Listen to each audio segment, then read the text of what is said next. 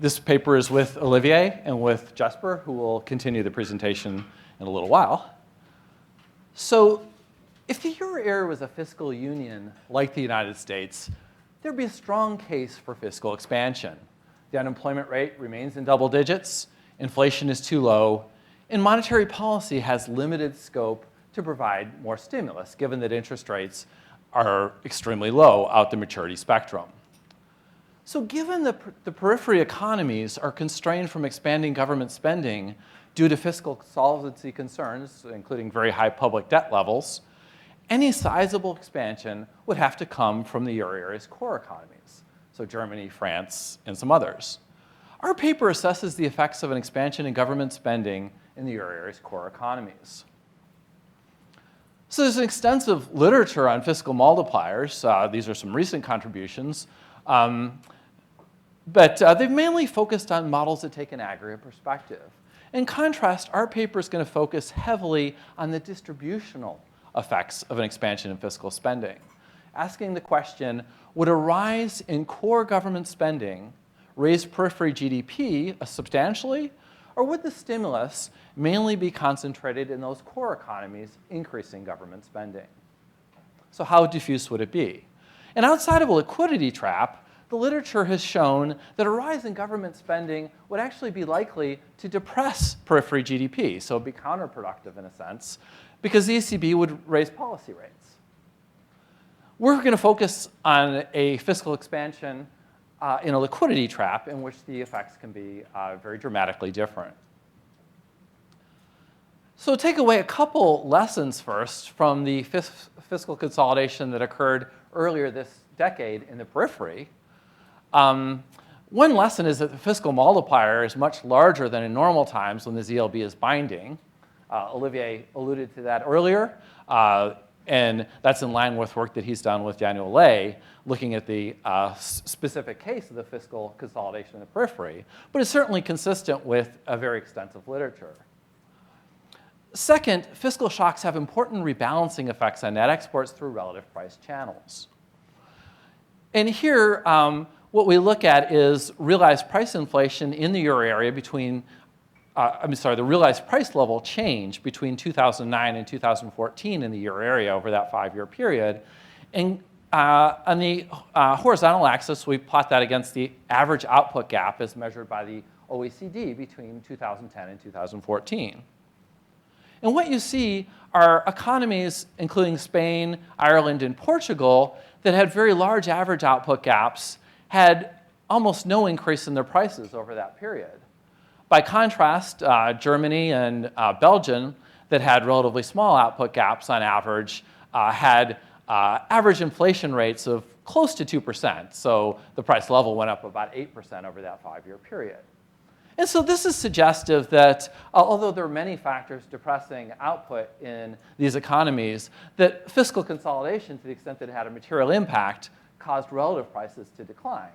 And that would have benign effects on the export sector. Conversely, we're going to consider the case of fiscal expansion in the core economies, which should push up core domestic demand, as well as boost core prices relative to periphery prices. So relative price adjustment plus stronger domestic demand in the core should help periphery exports. And that'll be a channel that we consider in our model. Good. So we show specifically that a core government spending expansion has large positive spillovers to the periphery in a prolonged liquidity trap. Core domestic demand expands a lot, as I just mentioned, in part given the multiplier is very large for the country's expanding spending, and that should boost periphery net exports.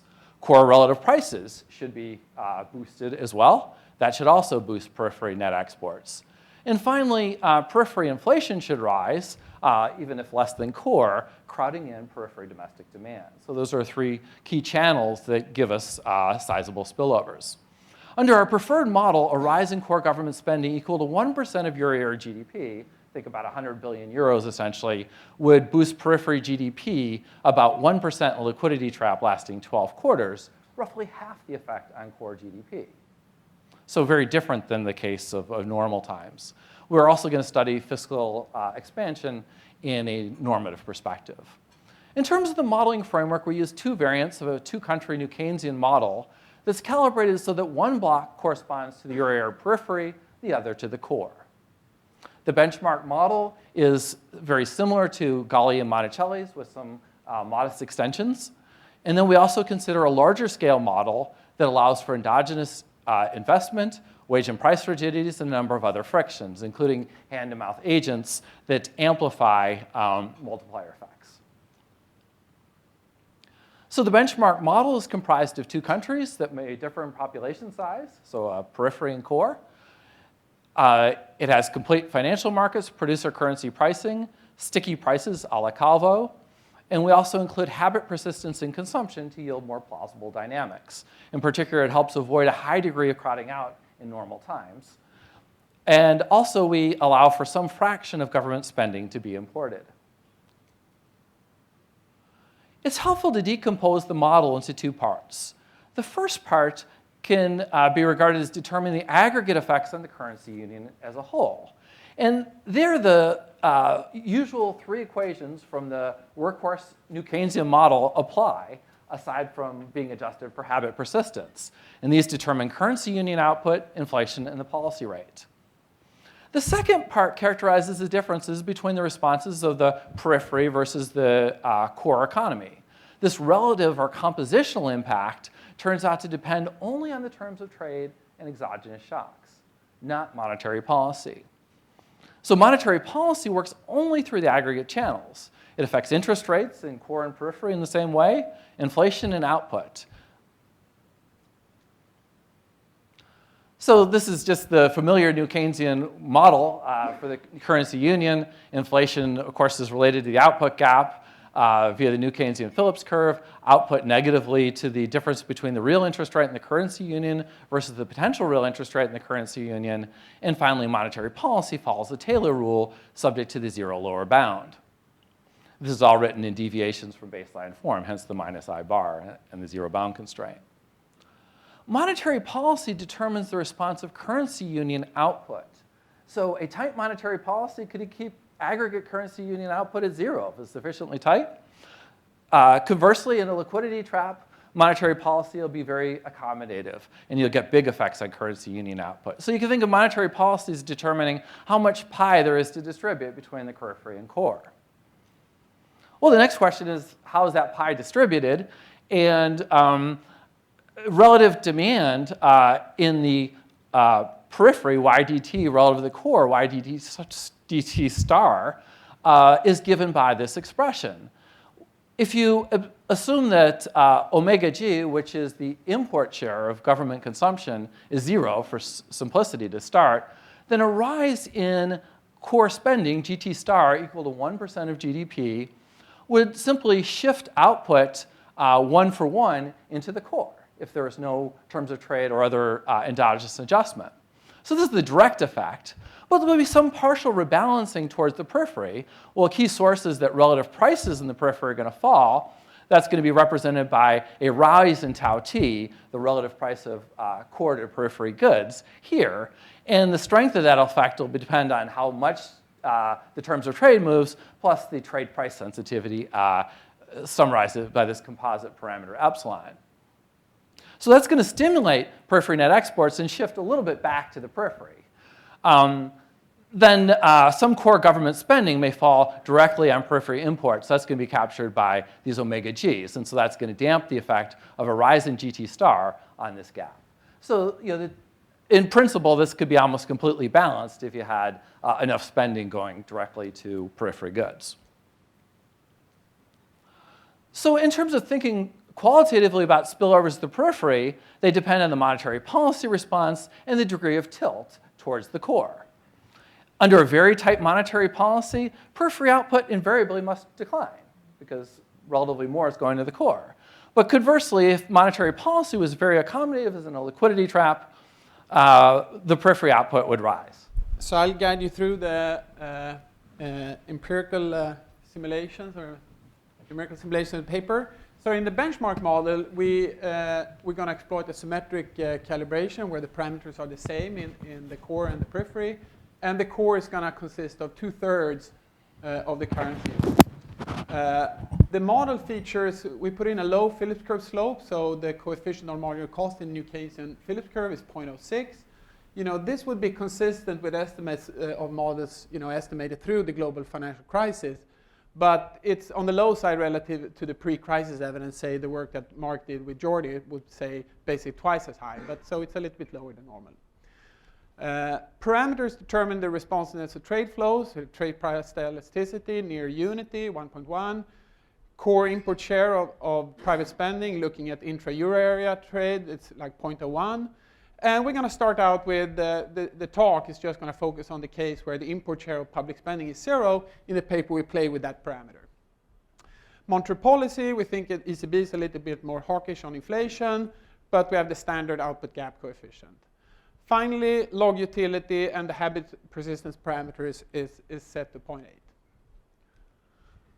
All right, so what we do now is going to use the model to run impulse response function to a core government spending shock. In normal times, a liquidity trap, and the size of the shock is going to be set so it's 1% of currency union GDP for 10 quarters. So it's an MA10 process and then snapping back to baseline. And we're first going to consider the normal times when monetary policy is unconstrained and simply follows the Taylor rule. And then we're going to consider the case of a liquidity trap that would last 12 quarters in the absence of any fiscal stimulus. And the core spending hike we're looking at, we're going to assume that's not large enough to affect the liquidity trap duration. So the liquidity trap duration is fixed. Oh. All right, so here's the results then in the benchmark model. So the left column here shows results in the normal case, so it's no liquidity trap case. And what you see there is that you have a currency union multiplier less than unity, because that's the solid blue line, because the ECB tightens policy and increases the policy rate. So in addition, you also see that only core GDP rises. Periphery GDP actually falls slightly as higher policy rates by the ECB causes private consumption to fall, more than offsetting the positive spillovers you get from the slight depreciation of the terms of trade. But those are not large enough to get the periphery output to expand. All right, turning to the right column, which is the liquidity trap case, you see that basically the liquidity trap here, as Chris said, lifts all boats. So it shifts up the currency union multiplier, and it shifts basically up the response of core output and periphery output in tandem. So it's just like a parallel shift upwards. And essentially, from the perspective, one perspective, I guess, is that the stimulus to periphery is, similarly qualitatively, in a qualitative sense, to what would occur, say, if periphery had monetary expansion. Basically, we see a terms of trade depreciation, which is the same as in normal times. But we also see, as inflation goes up, that basically lower real rates stimulates periphery consumption. But that lower rate, of course, is not the lower real rate is not achieved by cutting the nominal rate. It's achieved by inflation going up. So I already said this. All right, so we used the simple model to do some normative analysis as well. And we start out with where we assume that currency union welfare is simply assumed to depend on quadratic inflation and output gap deviations in each country, weighted by the population size. So the periphery is a third and the core is a 2/3. And it's a deviation from target inflation plus a coefficient on the output gap. So the lambda y here is set to a third. Now, given the current outlook of euro area economies, we find that a core fiscal expansion leads to large welfare improvements, especially for the periphery, according to this metric. Why is that then? So the expansion of core G, as we said, it raises periphery GDP, as we saw in the previous graph, less than half as much as core GDP, but periphery welfare nevertheless improves by more than core welfare because the initial condition is such that the periphery's output gap is much more elevated. So the marginal value, according to this laws, of reducing it is much higher with the quadratic loss. All right, so but of course that loss function is ad hoc, is not the true welfare. So then we also in the paper look at the welfare effects on the utility-based welfare criterion, which is given here. So there we assume that some utilities is derived from government spending. Now, while a core-only government spending expansion, it causes core welfare to improve to some extent. That comes from the fact that G enters here. It basically going to leave discounted periphery welfare about unchanged according to this metric. So why? Why the stark distinction between the difference between that hoc and the utility-based? Well, the litmus test here for periphery welfare improvement is whether the periphery's consumption rise is big enough and front-loaded enough, so basically happen when you have a negative consumption gap, to justify the cost in terms of higher employment here, which is a negative according to utility.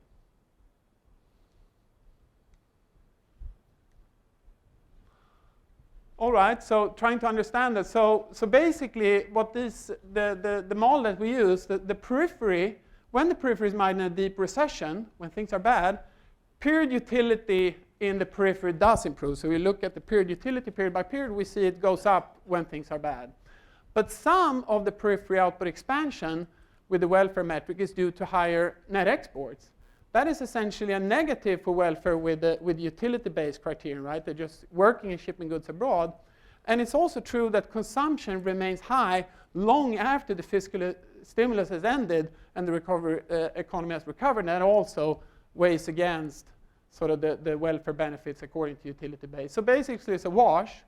And we think this, it's interesting to see that the utility-based metric highlights that output and inflation responses shouldn't be the sole criteria for measuring welfare. But I guess even so, we believe that the utility metric likely understates some of the benefits of boosting periphery GDP when resource lack is high, for instance, due to imperfect consumption insurance. All right, so I use my last minutes to go through results in the large-scale model. So basically, the channels I've discussed in the benchmark model remains operative in a fully fledged open economy DSG model with endogenous capital accumulation. The model we use here features two regions within the currency area with nominal price and wage stickiness. It's habit persistence consumption and the Criterion Eichenbaum Evans type of investment at cost. It's hand-to-mouth households. And in the open economy dimensions, we have now incomplete markets, but we retain the assumption of producer currency pricing. Now, following Criterion Eichenbaum Evans and the work we did together, we estimate the key parameters to match empirical VR responses to euro area-wide government spending and monetary policy shocks. So that's how we pin down the key parameters in this model. And what we see in this structural VR we estimate is that VR generates an aggregate euro area multiplier of about 1.5 in normal times, which suggests that G shocks imply some crowding in of domestic demand, both C and I. And in the large-scale model, how to get that high multiplier? Well, we have to work with a fairly high share of hand-to-mouth households to get that. Now, it's interesting in this large-scale model to look at the local multipliers. And those local multipliers suggest that government spending hike in one region, say, the core, induces crowding in of domestic demand that region, with the multiplier estimated to be around basic 1.5 to 2. So that's the work by Nakamura and Steinson, among others. Now, in the hand-to-mouth, in the version in our large-scale model with hand-to-mouth agents, that actually boosts this local multiplier above 1, while it's well below 1 in the simple benchmark model, 2/3. So in that sense, when you look at the results in the large-scale model, you would think that in a sense, it would be harder for the spillovers to be favorable in the large-scale model. But in fact, that's not true. There's still very positive spillovers because the large-scale model in the liquidity trap here, lasting 2 quarters as the previous simulation, increased G, core hike with 1% of currency union GDP, basically elevates the currency union multiplier. So therefore, even though there is more shifting here towards the core, the elevated aggregate multiplier still implies that the spillovers to the periphery are sizable. And in our simple model here, what we want to say is that sort of positive spillovers to the periphery are not contingent on very large movements in inflation. So just to conclude, in a deep liquidity trap, we think the paper tries to make a case that a government spending expansion in the core might be a powerful tool for boosting output inflation with fairly broad-based effects across the core and periphery. Thank you.